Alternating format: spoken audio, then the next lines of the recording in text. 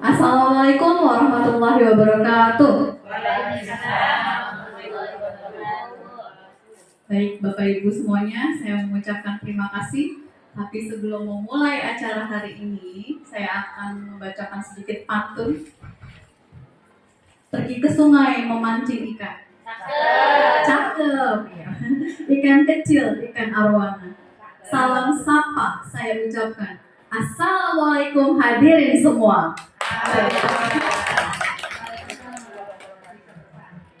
Ke samudra naik kapal selam. Udaranya panas dan juga lembab. Kalau saya nanti memberikan salam, jangan lupa hadirin jawab. Saya ulang lagi ya. Assalamualaikum warahmatullahi wabarakatuh. Waalaikumsalam. Baik, Bapak Ibu semuanya, terima kasih atas kehadirannya semua di ruang ini. Hari ini kita akan menyaksikan paparan yang akan saya sampaikan, yaitu modul 1 budaya positif. Tapi sebelum saya memaparkan materi hari ini, silahkan sambutan dari Ibu Kepala Sekolah SDN Sunterjaya 05. Waktu dan tempat dipersilahkan.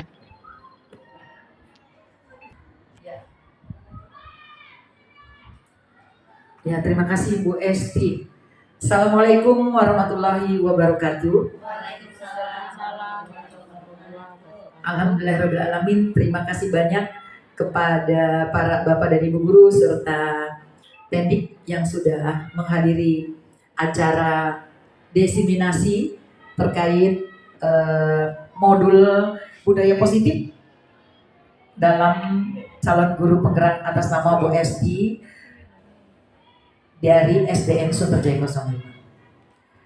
Dalam diseminasi aksi nyata yang akan ditampilkan oleh Bu Esti ini, saya sangat mendukung selaku kepala sekolah di SDN Sunterjaya 05, sangat mendukung dan sangat-sangat memberikan motivasi supaya Bu Esti maju terus dan bisa mengikuti keseluruhan rangkaian dari calon guru penggerak sehingga mendapatkan nilai yang terbaik dan bisa lulus maju menjadi guru penggerak. Mungkin itu saja dari saya. Saya ucapkan selamat dan sukses selalu untuk Bu Esti. Terima kasih. Assalamualaikum warahmatullahi wabarakatuh. Baik, terima kasih untuk Ibu Kasmiti atas sambutan dan dukungan yang luar biasa. Sampai hari ini saya bisa mengikuti terus program guru penggerak yang luar biasa. Selanjutnya, saya akan berpantun lagi. Boleh nggak? Boleh dong, ya. Pergi ke pasar membeli ikan. Jangan lupa membeli terasi. Puji syukur saya ucapkan. Akhirnya hari ini bisa presentasi. Untuk Bu Meti juga saya punya pantun. Beli peniti di pasar bunga. Jauh benar, asalkan ada. Ibu Kasmiti, Capsek 05. Terima kasih atas kehadirannya. Baik. Itu adalah rangkaian pantun sebagai pembuka. Mudah-mudahan lebih membawa materi yang akan paparkannya lebih seru ya. Bapak Ibu, saya sebelumnya ingin menegaskan bahwa saya tampil di depan bukan berarti saya lebih baik, bukan berarti saya lebih pintar, bukan berarti saya lebih paham. Justru setelah saya mengikuti kok rasanya saya semakin lama saya merasa semakin banyak yang tidak saya tahu gitu ya. Nah, ini merupakan rangkaian tugas dari modul 1.4 bagian dari program calon guru penggerak angkatan 9. Jadi sekali lagi, bukan karena saya berdiri di sini, bukan karena lebih pintar, bukan karena lebih tahu, tapi sharing apa yang sudah saya dapatkan selama 2 bulan ini. Baik, sebelumnya Bismillahirrahmanirrahim. Rabbi shrah li sadri wa yassir li amri wahlul 'uqdatam min lisani yafqahu qawli. Di sini materinya adalah modul positif, budaya positif. Sebelum masuk ke materi, saya ingin Bapak Ibu lihat kiri kanan temennya. Iya, lihat pandang wajah temennya kiri kanan. Kalau sudah, kita akan bermain games dengan cara buka tutup tangannya. Buka tutup, masih bisa dong ya. Nah, syaratnya, tapi ini bukan buka tutup. Syaratnya adalah teman-teman lihat berpasangan dengan teman sebelahnya, menggenggam, yang satu menggenggam, yang satu wajib membuka tangan temannya. Nah, yang menggenggam ini, dia harus membayangkan bahwa tangan yang dalam genggaman ini adalah ada barang yang sangat berharga, yang nggak boleh diambil, yang nggak boleh dibuka. Paham ya? Nah, bagian yang satu lagi tugasnya adalah ngambil tangan isinya. Dengan cara memaksa boleh, dengan cara merayu boleh, dengan cara apa saja. Oke? Saya udah siap dong? Putuskan dulu siapa yang mau jadi pelaku dan siapa yang mau jadi korbannya ya. Oke. Ya, putuskan. Aku atau dia. Iya ya. Kalau sudah, oke. Yang satu menggenggam, yang satu buka. 1, 2, 3. Yuk, silakan. Iya, ayo dibuka. Enggak berdua. Ya, Mary sama berdua aja.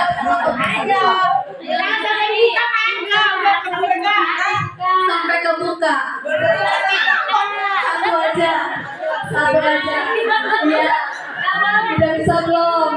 Belum. Satu aja. Satu tangan. Ini kasihan dari temennya. Udah bisa belum? Udah bisa belum?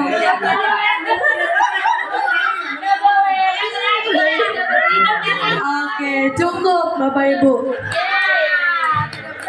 Bagaimana rasanya memaksa untuk membuka? Sakit. Ya, betul, Umi, sakit. Oke, sekarang saya tanya sama salah satu sama Bu Mary. Bu Mary, tadi Bu Mary bagian yang menggenggam atau yang memaksa membuka? Yang menggenggam. Yang menggenggam. Kenapa Bu Mary nggak mau buka ke? Karena saya membayangkan di tangan saya ada berliannya, itu kan mahal sekali ya. Jadi jangan sampai berlian yang saya punya diambil oleh orang lain. Karena untuk mendapatkannya penuh perjuangan seperti itu. Benar-benar luar biasa. Jadi Bu Mary berhasil mempertahankan. Ada nggak yang berhasil membuka tangan temannya?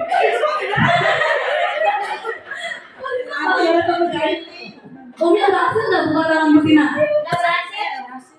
Nggak berhasil juga. Wes, Umi kuat. Iya. Emang apa sih yang Umi bayangkan ada dalam genggaman tangan Umi? Yang ada di genggaman saya ini sesuatu yang benar-benar berharga, jangan sampai diambil oleh orang lain. Jadi Bisa jadi cincin kawin. ya kau iya. Atau uang.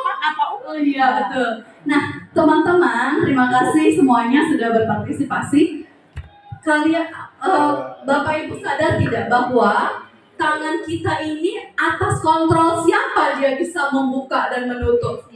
Diri sendiri. Orang lain mau merayu, buka dong Bu Reni, buka dong Mbak, buka dong. Sampai Bu Muna itu tadi saya lihat nguling-nguling litik. Tapi tetap ayo ya, nggak berhasil. Nah ternyata kita adalah orang yang paling bisa mengontrol apa yang ada dalam genggaman tangan kita. Ini adalah sebelum kita masuk ke budaya positif, ini akan berkorelasi ke sananya ya, bahwa mau bagaimanapun orang lain, kalau kita ini tidak mengizinkan untuk terbuka, kalau kita tidak mengizinkan untuk diambil, maka itu tidak akan terambil. Itu ya Bapak Ibu. Baik, selanjutnya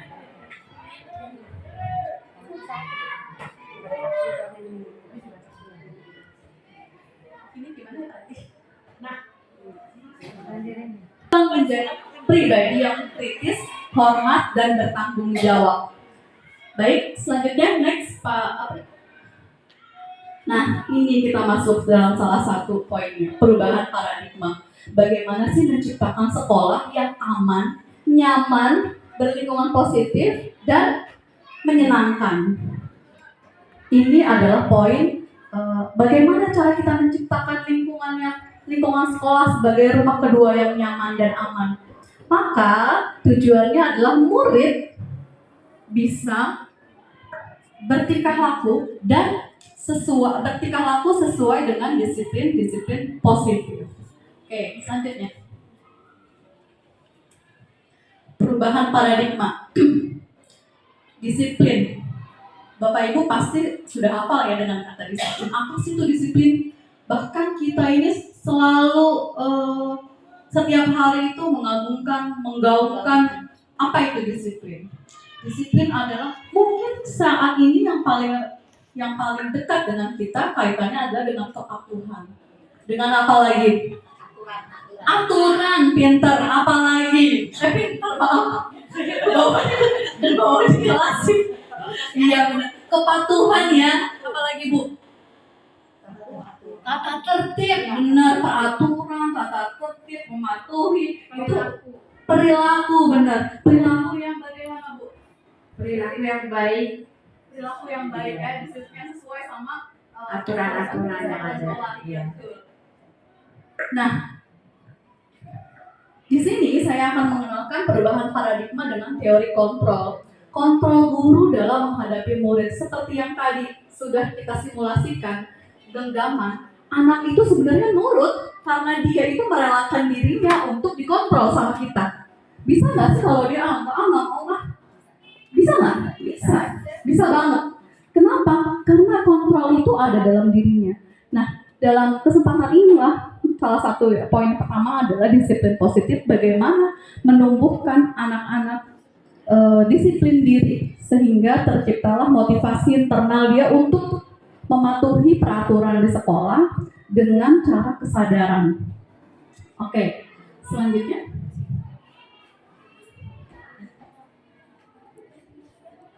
Ini yang kita mainkan tadi ya, yang tangannya ada berliannya, yang tangannya ada cincin kawin, ada yang merayu, ada yang memaksa, bukan cepat nih, capek nih gitu ya.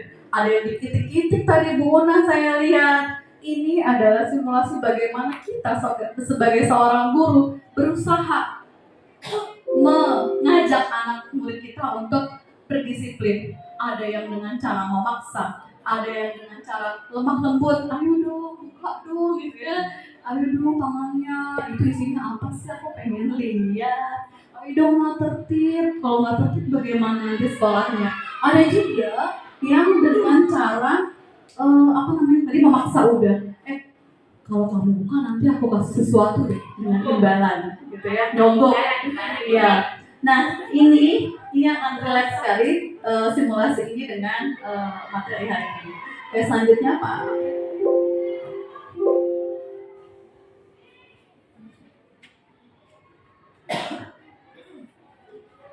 Iya, tadi sudah dijawab ya. Siapa sih yang memegang kontrol atas tangan kita? Tangan itu diimplementasikan sebagai diri kita. Siapa sih yang memegang kontrol atas kepalan tangan kita? Kita membuka atau menutup? Iya, betul. Jawabannya tadi adalah kita sendiri. Berdasarkan apa? Berdasarkan kebutuhan kita masing-masing. Setiap orang memiliki tujuannya masing-masing. Ada yang bertahan, mengepal. Pokoknya nggak tahu. Kadang bisa jadi isinya nggak berharga, ya nggak? Karena untuk gocek doang atau menggoda. Biar seru aja. Biar buati pengen tahu isinya apa, padahal sih isinya cuma penghapus misalnya gitu. Semua orang memiliki alasan-alasan di balik. Nah, kita lah yang memegang kontrol apakah kita akan membuka atau tidak. Oke, selanjutnya. Baik, Bapak Ibu, kita masuk ke materi selanjutnya, perubahan paradigma teori kontrol oleh William Glasser ya. Dia menciptakan kontrol teori atau choice teori.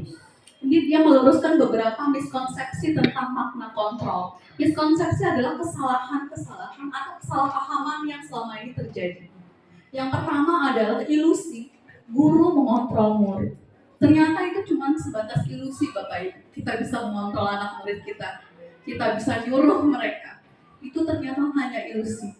Kita sebenarnya tidak bisa mengontrol anak murid kita ya.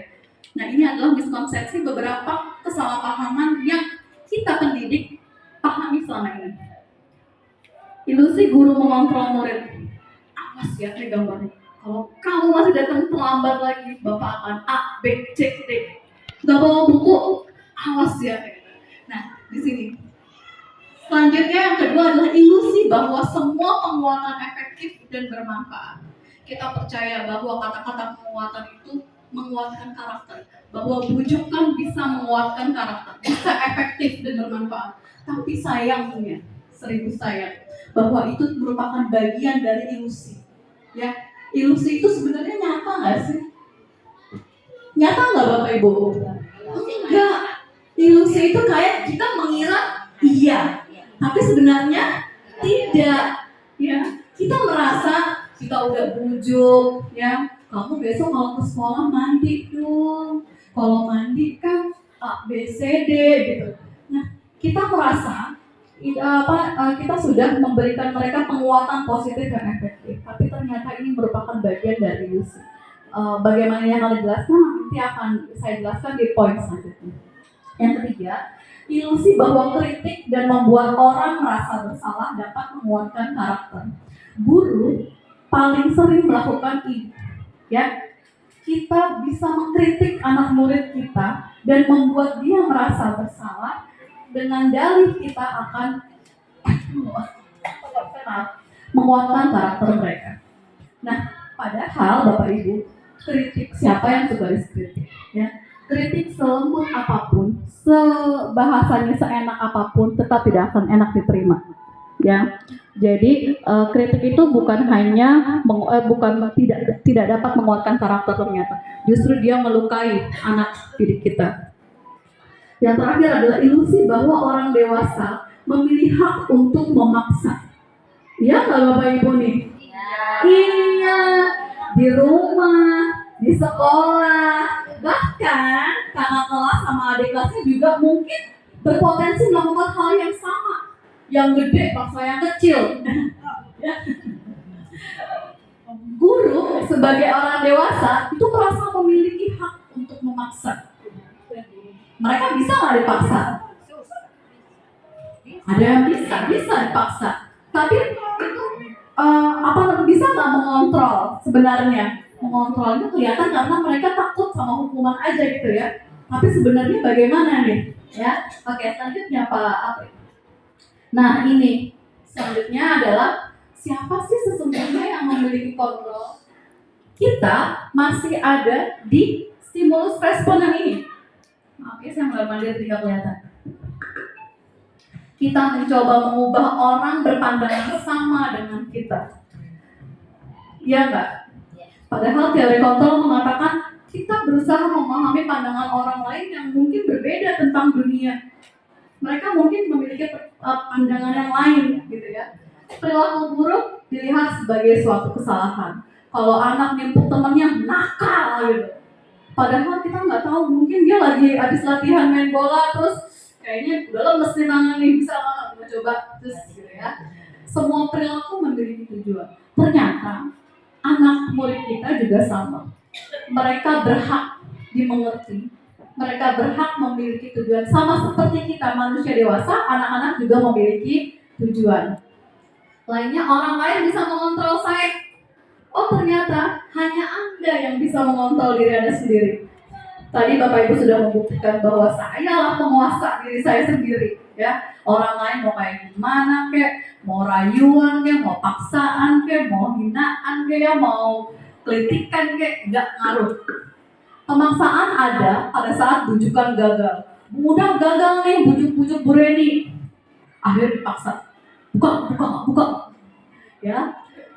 Kolaborasi dan konsensus menciptakan pilihan-pilihan baru. Selanjutnya, model berpikir menang kalah. Kita selalu berpikir kalau yang kalah adalah orang yang ngikutin kita. Apa maunya kita. Padahal dalam teori kontrol, model berpikir menang-menang, tidak ada yang menang dan kalah. Gitu ya Bapak Ibu. Oke, selanjutnya sebelum kita lanjut, saya akan ice breaking dulu. Bapak Ibu mungkin masih ingat dengan lagu Satu Jari Kanan. Oke, bisa ya sama-sama ya? Yo, semuanya sama-sama. Mana tangannya? Oke. Satu jari kanan, ku satu jari kiri, ku gabung jadi satu, jadilah jembatan panjang. Dua jari kanan, ku dua jari kiri, ku gabung jadi satu, jadilah kelinci lompat, jadilah kelinci lompat. Tiga jari kanan, ku tiga jari kiri, ku gabung jadi satu, jadilah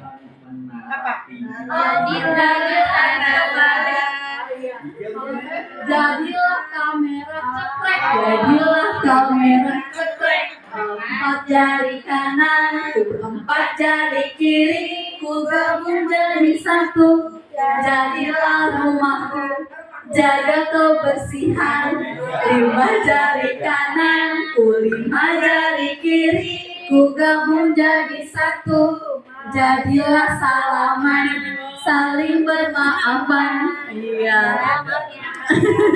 Iya, versinya emang beda-beda ya. Iya.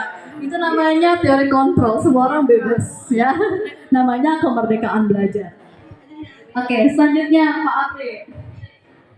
What is discipline? Iya. Apa itu disiplin?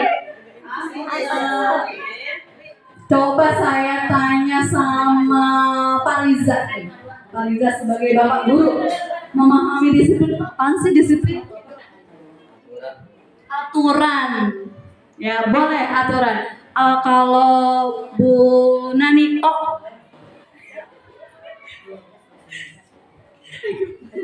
apa itu disiplin? Disiplin adalah sikap yang mentaati peraturan. Sikap mentaati peraturan. Berarti jawaban Pak Reza disempurnakan lagi oleh Bu Nani.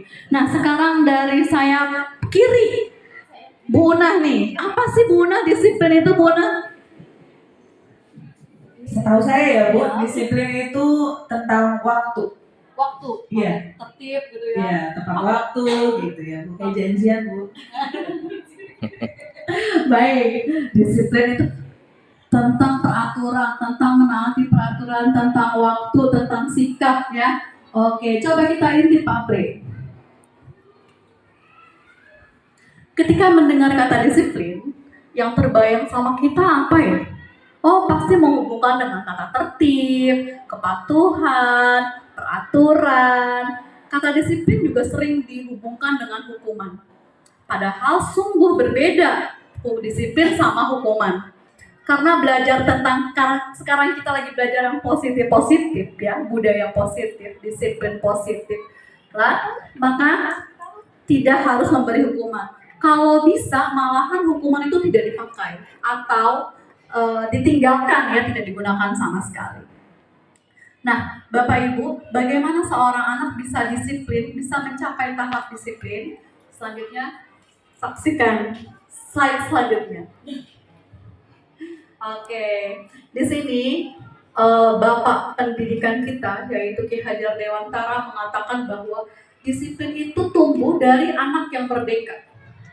Di sini disebutkan, di mana ada kemerdekaan, di situ ada disiplin yang kuat, bukan berdasarkan paksaan atau berdasarkan hukuman.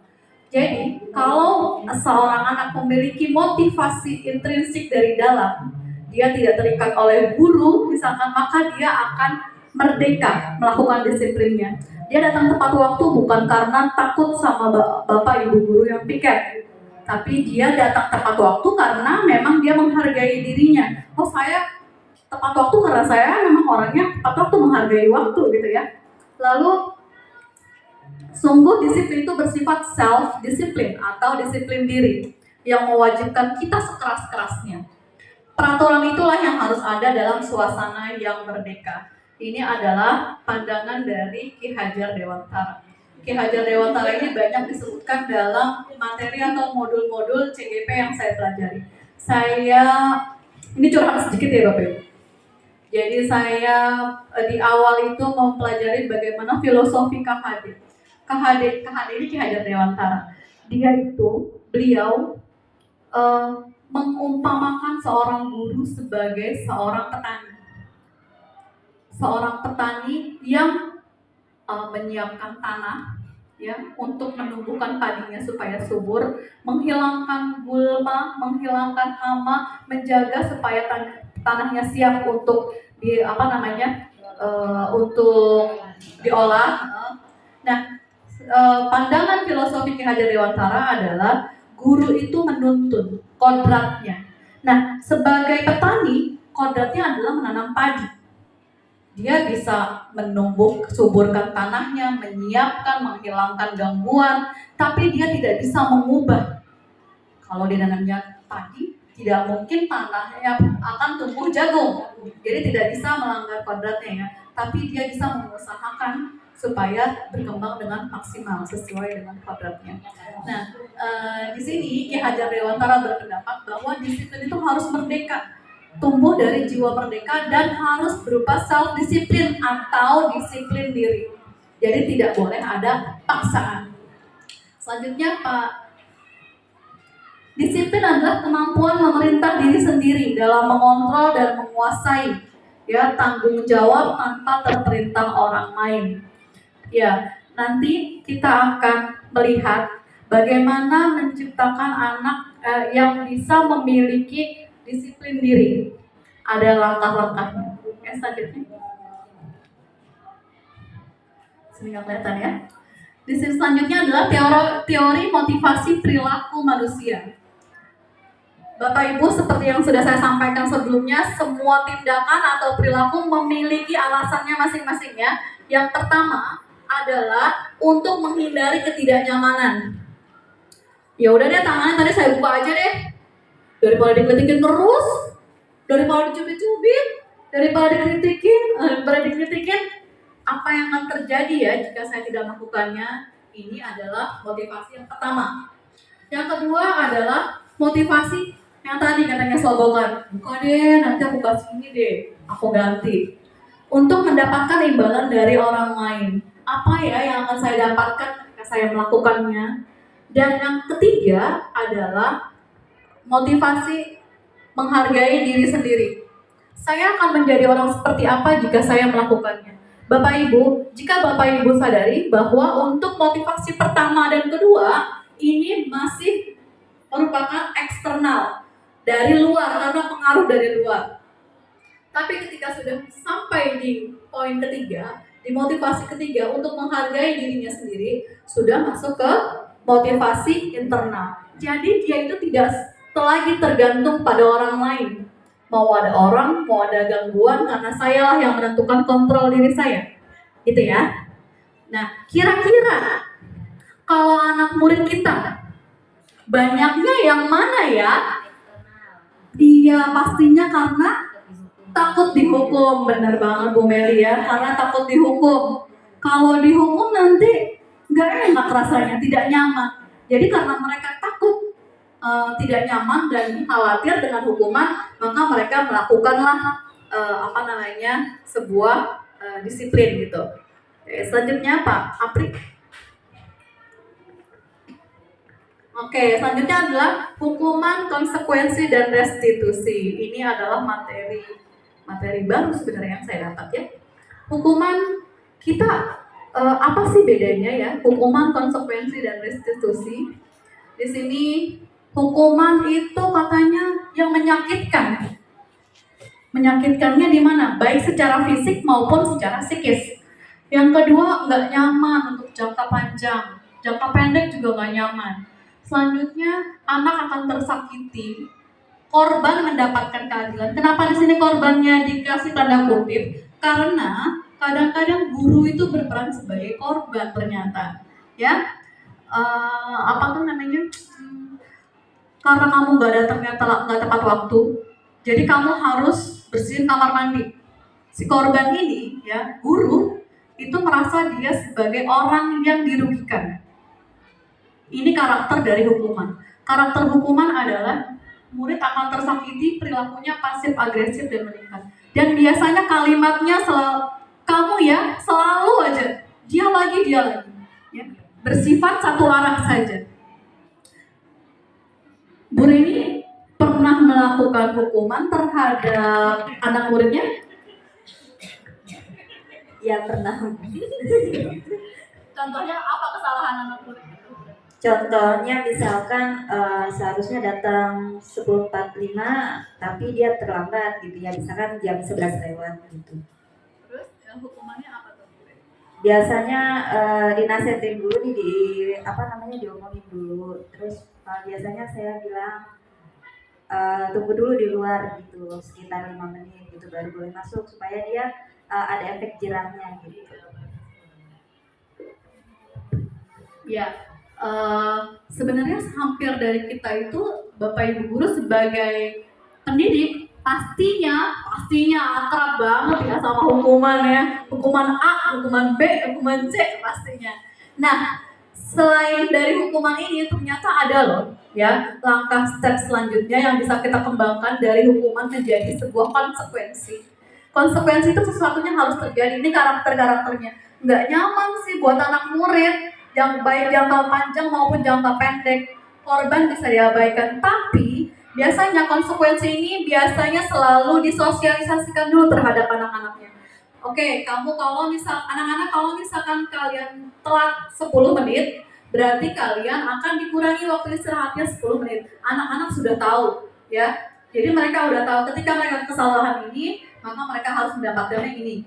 Tapi kalau hukuman tidak, dia lebih bersifat spontan. Telat lagi, yaudah sana kamar mandi, gosekin kamar mandi, lantai 1, lantai 2, lantai 3. Ya, biasanya bersifat spontan dan bisa dibilang apa ya, berlebihan, tidak sesuai sama porsinya. Anak jadi tidak tahu apa hubungannya ya saya datang terlambat sama bersihin kamar mandi, gitu ya. Jadi dia biasanya spontan dan menyakiti baik fisik maupun psikis. Kalau konsekuensi pastinya sudah direncanakan, sudah disosialisasikan dan anak-anak sudah paham. Ya Bu, saya telat 10 menit, berarti saya harus kurang dong nih istirahatnya. Ya udahlah, nggak apa-apa, gitu ya. Oke, selanjutnya adalah restitusi. Restitusi apa sih itu restitusi? Restitusi adalah mengembalikan seorang anak, mengembalikan kesalahan seorang anak untuk dia bisa menyadari kesalahannya apa dan mengembalikan dia kepada kelompoknya dengan lebih kuat, dengan pemahaman. Oh ternyata saya salah ya, berarti saya harus bagaimana? A, B, C, D. Keyakinan apa nih yang saya sudah langgar? Nah, keyakinan ini yang akan kita bahas. Apa itu keyakinan? Keyakinan kelas. Oke, di sini masalah terpecahkan, anak jadi bisa berevaluasi, bisa bereflektif apa kesalahan saya dan bagaimana untuk selanjutnya. Oke, Pak. Ini keyakinan kelas ya. Selanjutnya adalah nah, sebelum kita masuk ke keyakinan kelas, ada nggak Bapak Ibu yang ingin bertanya tentang tadi teori kontrol, tentang motivasi perilaku yang terbagi menjadi 3, atau apa aja?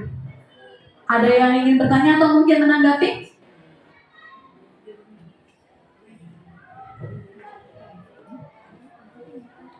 Mungkin Bu Nani atau Buning? Ya, silakan Buning. Apa Buning dipakai mic supaya? Bagaimana caranya untuk membedakan antara hukuman dan konsekuensi pada siswa? Iya, betul. Ini bedanya tipis banget gitu. Ya silakan. Boleh saya bantu jawab? Boleh.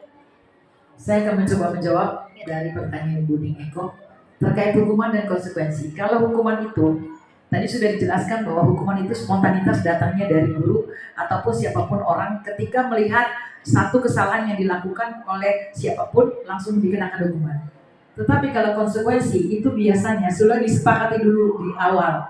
Kalau kamu terlambat berarti hukuman kamu bla bla bla. Kalau kamu tidak mengerjakan PR, hukuman kamu bla bla. Seperti itu mungkin. Terima kasih ya.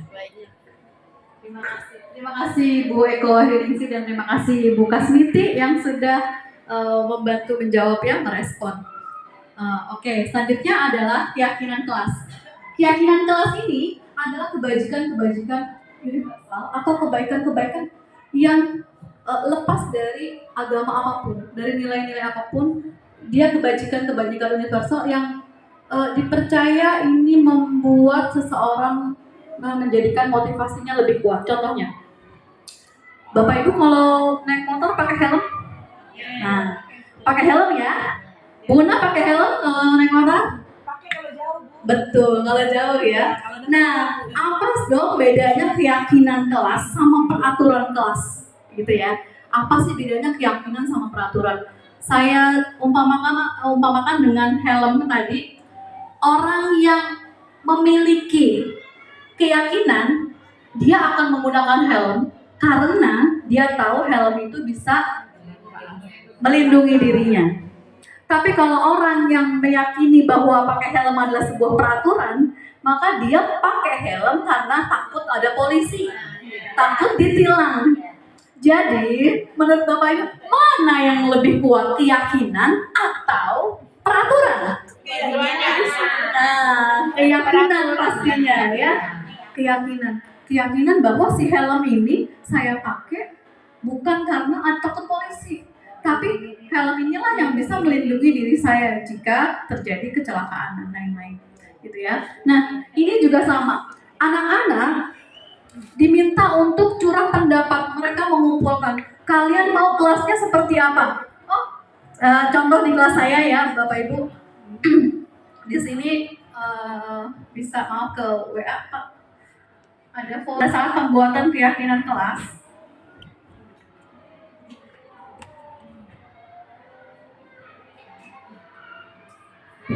Ini saya tanya sama anak-anak. Nah, kita sepakati dulu ya. Kelasnya mau bagaimana? Bu, saya nggak mau Bu kalau kelas saya di kelas itu saya dipanggilin Supri terus. Ternyata Supri itu nama bapaknya. Iya Bu, habis saya Supri saya panggil aja Ija. Habis dia panggil saya Supri. Oke, berarti tahap pertama adalah kalian tidak suka jika dipanggil dengan panggilan yang buruk gitu ya. Masuk satu. Terus apa lagi dong nih? Itu Bu, saya nggak suka kalau misalkan di kelas itu ada sampah es teh. Bukan apa-apa Bu, kalau sampah es itu kadang sampai berhari-hari becek Bu, kotor. Oke, lanjut tulis lagi kedua. Yaitu mereka mengharapkan pastinya kebersihan. Tidak membuang sampah, terus meletakkan sesuatu pada tempatnya. Itu ada di satu payung besar, yaitu kebersihan. Jadi kalau keyakinan kelas ini kalimatnya lebih universal, ya, kayak tidak membuang sampah, tidak ini. Jadi mereka menggunakan satu keyakinan menggunakan satu kalimat yang lebih universal. Ini satu kelompok nih, yang satu, kalau saya mah yang penting pulang sama datang tepat waktu aja.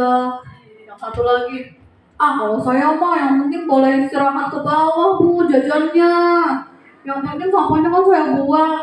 Bu, kalau saya nggak mau nih Bu, dipanggil Bu. Supri. Oke ya. Oke. Terus saya nggak suka Bu, cowok-cowok nih, iseng banget maksa. Kadang-kadang suka ngintipin di kamar mandi. Berarti tulis lagi keamanan. Setelah diolah, ada beberapa kalimat, misalkan ada keyakinan kelas yang sama, maka kita akan eliminasi. Jadi satu. Nah, ini ya, ini prosesnya lucu-lucu ya. Ini Heru, pasti tahu ya ini Heru. Kalau saya apa ya, pasti tahu ya karakter Heru ya. Apa ya? Kalau saya maunya itu Bu, gak gendang-gendang. Cowok-cowoknya sering banget sih gendang-gendang. Saya sebagai cowok aja gak suka gendang-gendang, gak berisik banget, kepala saya sakit.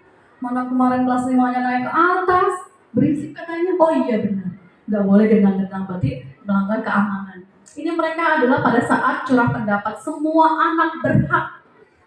anak berhak memiliki ide untuk mau kayak apa sih keyakinan kelas. Keyakinan kelas itu kenapa harus semua orang terlibat? Karena mereka harus meyakini, harus mentaati gitu ya. Ini juga sama, karena ini bisa di foto.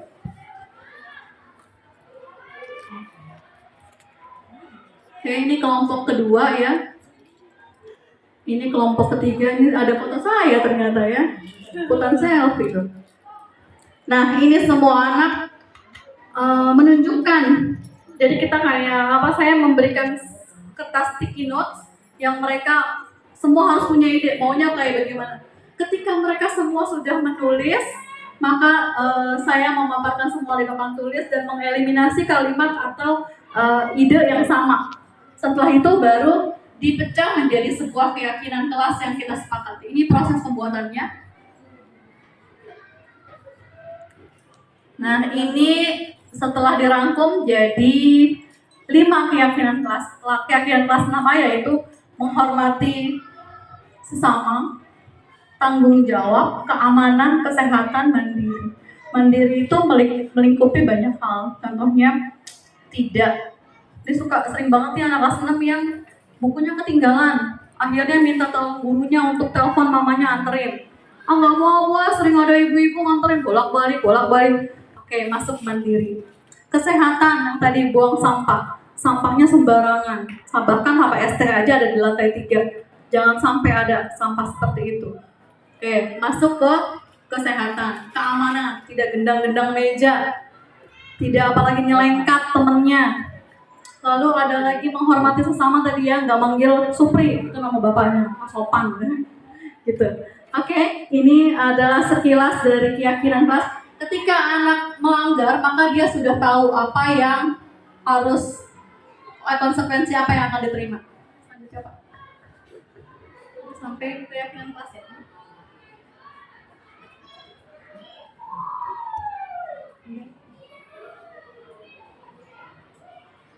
Oke, next.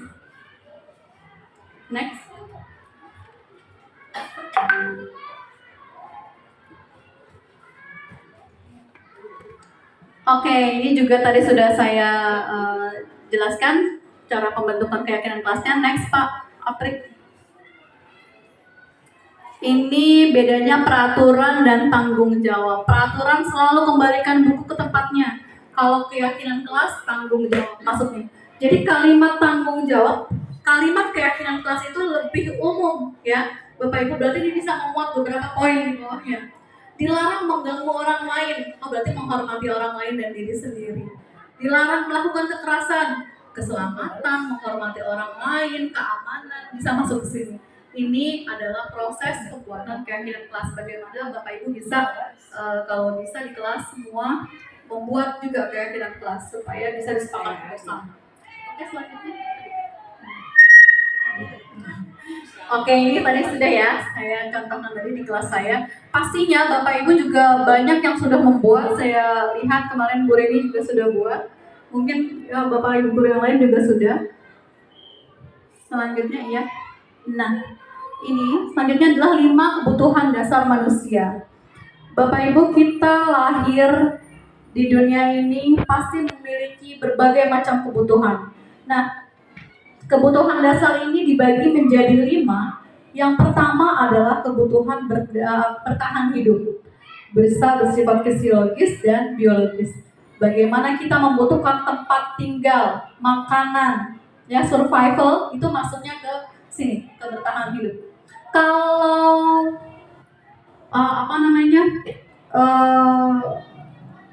jaminan atas keamanan itu masuknya kemana ya Bu? Keamanan agak atas keamanan, tidak disakiti, tidak di iya benar ya, kasih sayang dan rasa diterima. Saya supaya lebih memudahkan pemahaman ini, saya akan mencontohkan dengan sebuah studi kasus, yaitu salah seorang anak yang bernama Doni. Dia sering mengambil bekal temannya. Bekal temannya setiap hari diambil sama dia. Nah, ketika gurunya bertanya, kenapa Don kok tiap hari ngambil bekal temannya terus? Kalau si Doni itu menjawab, habis saya lapar Bu, orang mama nggak memberikan saya bekal, maka alasan yang disampaikan Doni adalah untuk memenuhi kebutuhan dasarnya untuk bertahan hidup. Tapi kalau si Doni menjawab, habis seneng aja Bu, anak ceweknya teriak-teriak kalau diambil, ini seru banget kayaknya gitu ya. Maka dia alasannya adalah Iya benar, kesenangan. Tapi kalau misalkan si Doni bilangnya, Adis kalau saya ambil Bu, itu pasti deh anak ceweknya bakalan ngadu ke Bu Guru. Udah ngadu, pasti ntar Bu Guru bakalan bilang ke mama saya, dilaporin ke mama saya. Apa tuh alasannya? Ada yang tahu Bapak Ibu? Iya benar, kasih sayang dan rasa diterima ini diperhatikan. Selanjutnya kalau misalkan si Doni alasannya, kenapa kamu ngambil bekal temannya terus? Habis tiap hari mama itu nasi sama nugget terus tiap hari. Aku kan bosen. Aku juga mau tuh punya temanku tuh. Ada yang pakai ayam, ada yang pakai sayur, ada yang pakai bihun gitu ya. Maka alasan dari si Doni adalah kebebasan.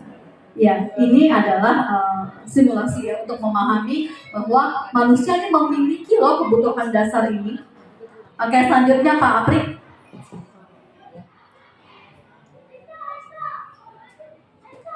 Oke, ini selanjutnya adalah 5 posisi kontrol. Bapak Ibu, kita sebagai guru memiliki posisi kontrol terhadap murid-murid kita. Yang pertama, kita adalah sebagai penghukum. Ya, penghukum yang salah harus dihukum. Yang kedua adalah pembuat rasa bersalah. Pembuat rasa bersalah akan menggunakan keheningan untuk membuat orang lain merasa tidak nyaman. Penghukum ini akan menghukum orang yang bersalah dengan fisik maupun psikis. Biasanya anak yang dihukum, dia akan meluapkan amarahnya. Apakah bisa membalas kepada gurunya? Tidak. Tapi dia akan mencoret-coret bukunya, kertasnya, untuk meluapkan amarahnya. Atau bisa jadi motor gurunya disiram air atau apa ya, untuk meluapkan ekspresinya. Ini karakter dari korban yang dihukum. Lalu pembuat rasa bersalah, si guru ini tegur dengan cara kalimat yang pelan, tapi dia menggunakan keheningan untuk membuat orang lain tidak nyaman. Ini yang paling berbahaya karena si anak tidak bisa mengeluarkan emosinya. Yang respon yang akan didapat adalah si anak akan merasa buruk atas penilaian guru tersebut. Kenapa? Karena yang disampaikan gurunya itu tidak enak, tapi menggunakan bahasa yang halus, sehingga dia tidak bisa membedakan. Oke, selanjutnya adalah posisi sebagai teman.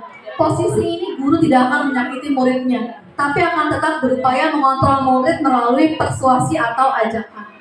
Pemantau posisinya berdasarkan teori stimulus respon yang menunjukkan tanggung jawab. Dan yang terakhir adalah manajer. Saya akan sebenarnya saya ini udah sampai tahap mana ya?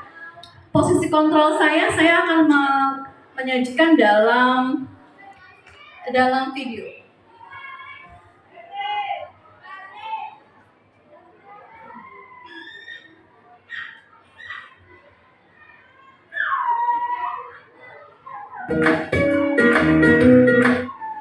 Untuk terlambat.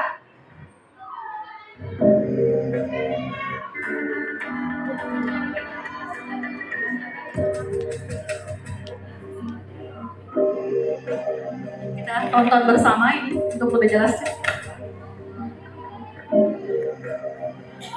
Naren, sini kamu. Selamat pagi, Bu. Selalu terlambat. Kamu deh, pasti terlambat. Maaf, Bu. Saya Apa? Apa coba? Alasan kamu apa lagi? Kapan sih kamu tidak terlambat? Malas Muridnya sampai nggak bisa ngomong ya. saya Dasar pemalas. Loh, Gak kapok-kapok sih kamu. Sudah berapa kali terlambat? Sana, kamu keliling lapangan basket 2 kali. kenapa saya harus keliling lapangan basket, Bu? Kenapa? Kamu mau lawan ibu? Berani-beraninya jawab. Sudah terlambat, masih berani jawab pula. Sekarang, keliling lapangan basket 5 kali sekalian. Biar kapok. Cepat. Pergi sana ke lapangan basket. ini sebagai apa Bapak Ibu kontrol? Hukum biasanya Penghukum. berbicara dengan nada tinggi. Nadanya tinggi. Nunjuk. Selanjutnya.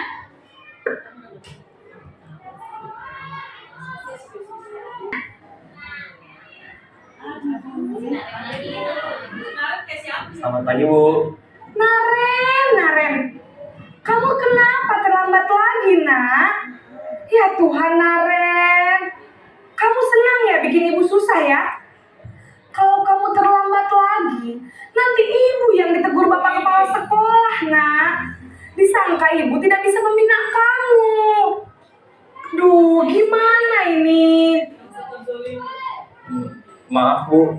Duh, Gusti Naren, kamu suka ya kalau ibu ditegur bapak kepala sekolah? Terus, sekarang ibu harus Oke, tulis apa pembuat ini, merasa Bu bersalah. absen? Ini kamu sudah sering terlambat loh. Ibu harus apa coba? Maaf Bu. Maaf sekali. Ya sudah, lain kali jangan bikin ibu susah lagi ya, nak ya. Ibu tidak akan kuat lagi kalau kamu begini terus. Bisa jantungan kalau ibu ditegur bapak kepala sekolah. Sana cepat ke kelas. Maaf ya Bu. Maaf sekali.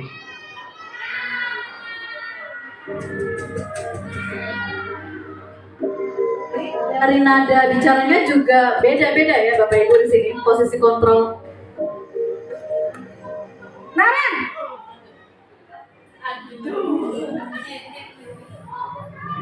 Selamat pagi Bu. wah, sudah jam berapa ini, nak? Kalau ini lebih Selamat lama. pagi ya, sayang. Iya Bu. Update. Habis ibu saya lupa bangunkan saya Bu. Kamu malah menyalahkan ibu kamu. Kamu bukannya anak yang larinya paling kencang. Kok terlambat sih? Iya Bu. Saya memang terlambat bangun tadi. Jadi biarpun saya lari kencang, tetap gak kekejar Bu. Ya sudah sana. Nanti lain kali larinya lebih kencang lagi ya. Biar gak terlambat lagi. Bikin seneng ibu. Demi ibu. Bisa kan? Bisa lah Bu. Ya sudah sana masuk kelas. Ibu beresin urusan absen kamu. Kamu ini ada-ada saja. Dalam posisi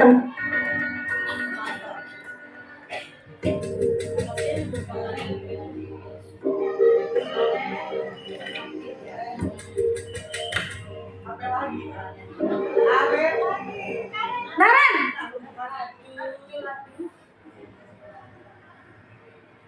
Selamat pagi Bu. Naren, apa peraturan sekolah kita tentang jam berapa kita harus masuk sekolah, nak? Kita harus di sekolah jam 7 Bu. Iya, betul. Sekarang sudah jam 7.20. Naren sudah tahu konsekuensinya jika terlambat hadir. Paham Bu. Saya harus tinggal kelas pas jam istirahat selama 20 menit. Iya, benar. Konsekuensinya demikian. Jadi nanti jam 9.30 pas istirahat, kamu harus tinggal di kelas, kerjakan tugas tambahan untuk ketertinggalan kamu, ya? Baik Bu. posisi pemantau mengandalkan penghitungan atau data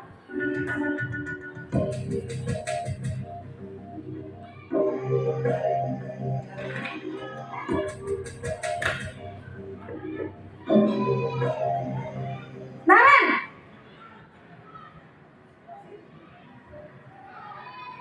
Selamat pagi Bu.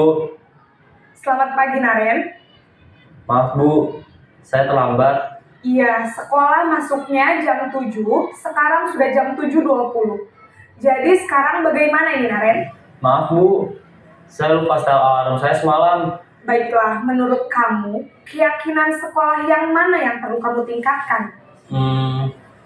Menghargai diri sendiri dan orang lain mungkin ya Bu. Setuju.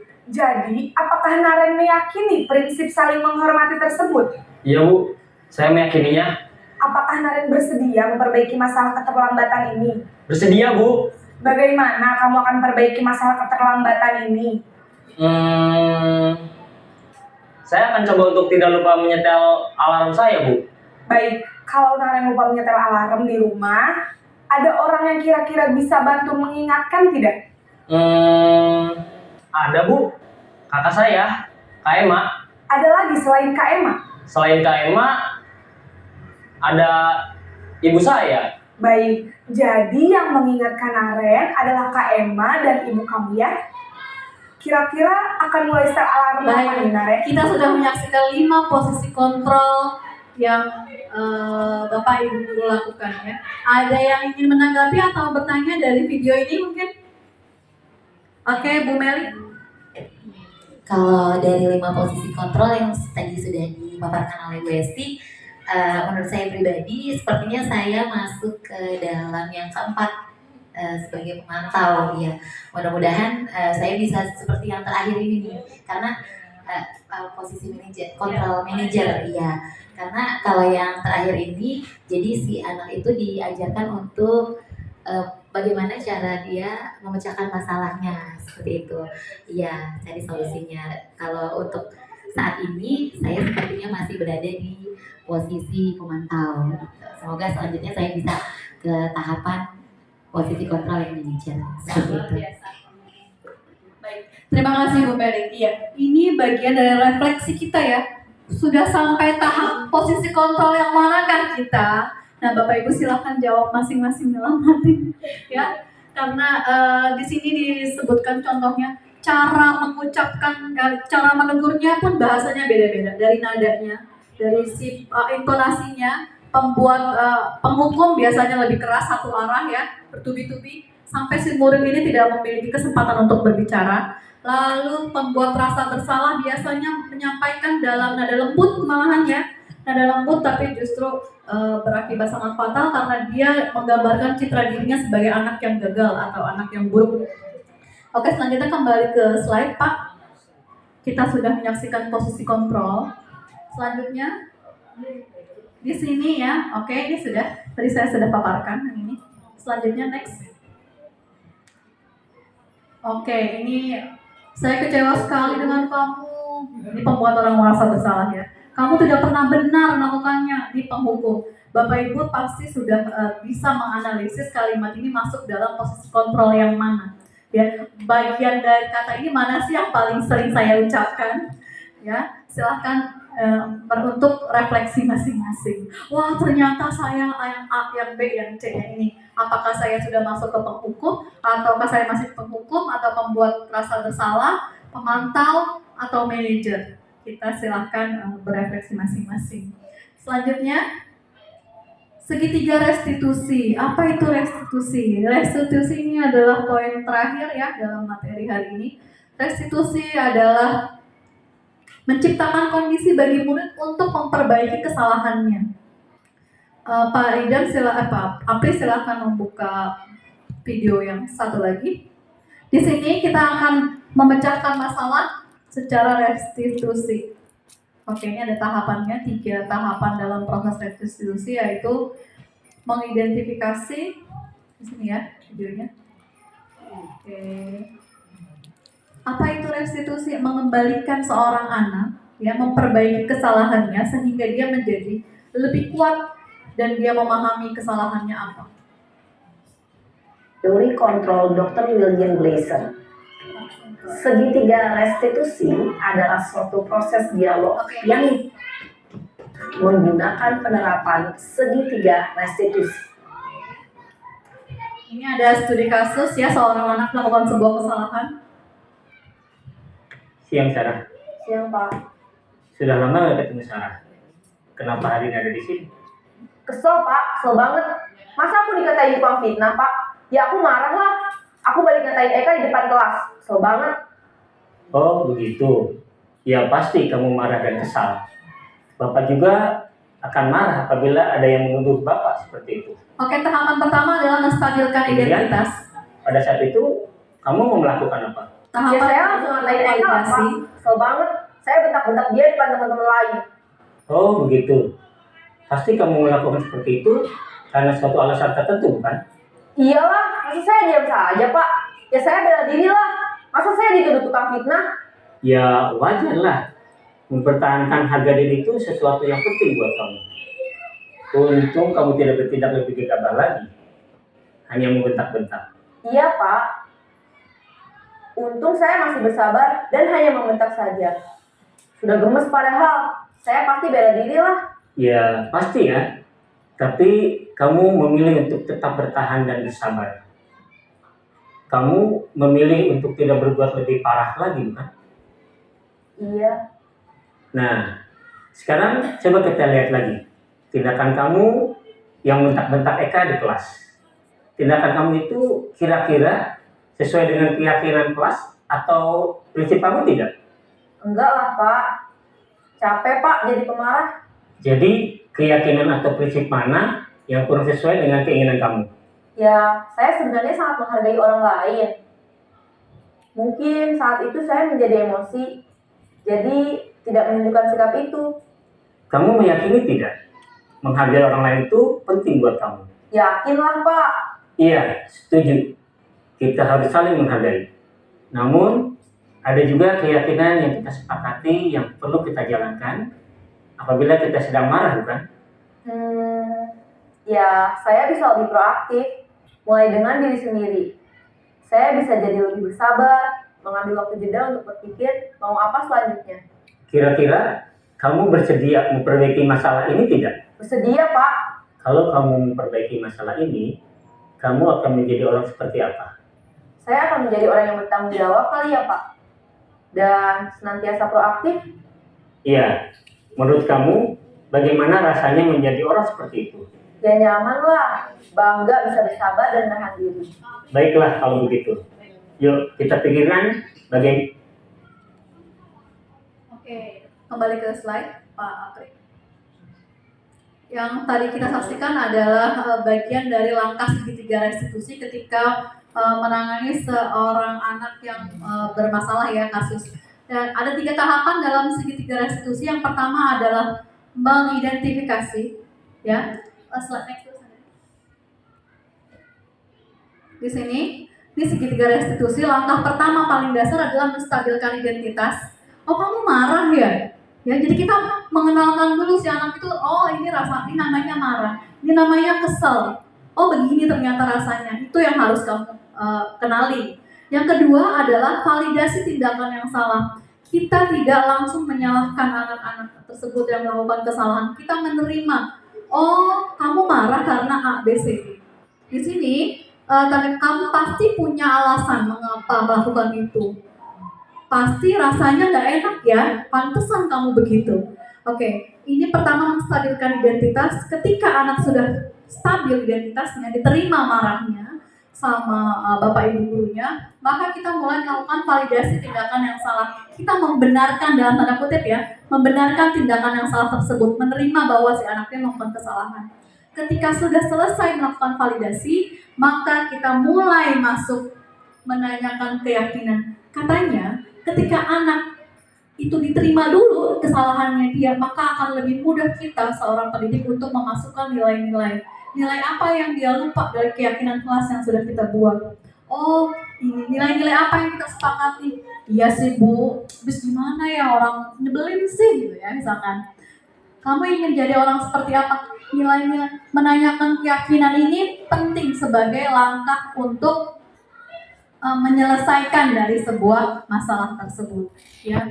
Nah, sebenarnya Bapak Ibu guru saya yakin semuanya sudah melakukan langkah segitiga restitusi ini, cuman belum tahu namanya, belum tahu langkah-langkahnya ya.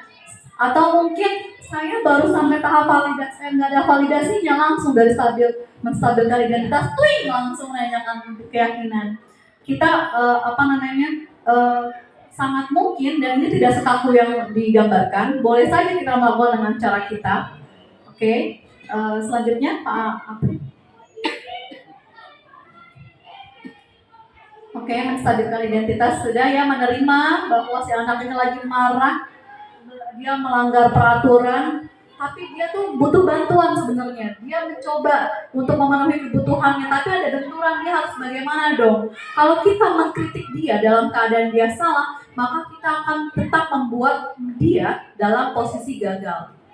Tapi kalau kita ingin menjadi reflektif, maka kita harus meyakinkan si anak, nggak apa-apa kamu melakukan kesalahan, gitu ya. Oke, selanjutnya validasi tindakan yang salah sini sudah, kita membenarkan dalam tanda kutip kesalahan mereka, kita menerima dan kita menjadikan sebuah perhatian dan kebutuhan anak tersebut, menerimanya. Yang terakhir yaitu menanyakan keyakinan. Teori kontrol ini menyatakan kita pada dasarnya termotivasi. Sebenarnya kita punya nih motivasi internal ketika identitasnya sudah tercapai langkah 1 sama langkah 2. Tapi bagaimana sih menjadi anak yang diinginkan sesuai dengan keyakinannya? Nah, itulah yang butuh dibimbing, butuh dibantu. Baik Bapak Ibu, sampai sini ada yang ingin bertanya atau ingin menanggapi barangkali? Oke, Ibu Nani Opriani. Terima kasih Bu Esti. Setelah mendapatkan paparan dan pengetahuan saya pertama tentang restitusi, saya sangat tertarik dan insya Allah kedepannya akan mengimplementasikan dalam mendidik anak-anak di kelas, karena positif sekali ya ternyata. Selama ini udah tahu, tapi belum tahu kalau itu namanya restitusi. Terima kasih Bu Esti. Terima kasih atas informasinya, atas ilmunya. Semoga kita semua bisa mengimplementasikannya juga. Baik Bapak Ibu, thank you katanya udah terakhir. Terima kasih Bapak Ibu, sekali lagi yang saya sampaikan ini adalah budaya positif yang harus dikembangkan demi anak didik kita di sekolah. Sama seperti anak murid kita yang selalu belajar, guru juga merupakan pembelajar sepanjang hayat. Jadi kita harus selalu dinamis, tidak statis. Ada informasi baru apa lagi? Mudah-mudahan apa yang saya sampaikan bisa menjadi manfaat untuk kita bersama. Kurang lebihnya saya minta maaf. Terima kasih atas perhatiannya semua. Assalamualaikum warahmatullahi wabarakatuh. Waalaikumsalam.